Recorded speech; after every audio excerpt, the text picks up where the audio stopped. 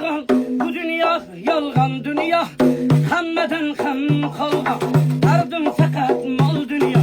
Qo'shiqlarim yolg'on bu dunyo, yolg'on dunyo, hammadan ham qolgan.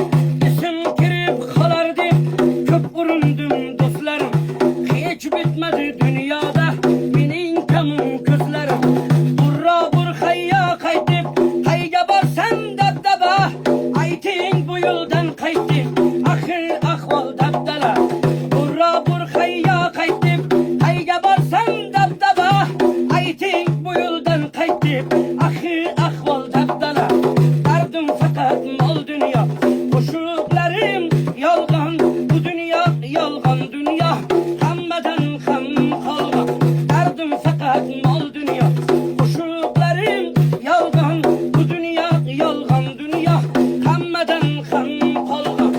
Ey Xudoyim, endi men aqlsiz bir bolaman, sen hidoyat qilmasang qayerlarda qolaman.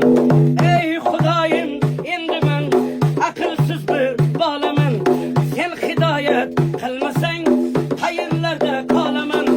Ahvoli chatoq, qalbim qorayib ketgan, ko'nglim sendan keyin o bir joylarga yetgan. Ahvoli chatoq, qalbim qorayib ketgan, ko'nglim sendan keyin o bir joylarga yetgan. Dardim faqat mol dunyo, qo'shiqlarim yolg'on bu dunyo, yolg'on dunyo, hammadan ham qolgan. Rahmat og'a, sog' bo'lsin. Sog' bo'lasizlar. To'ylarga aytasizlar. To'ylarga tayyorlasizlar.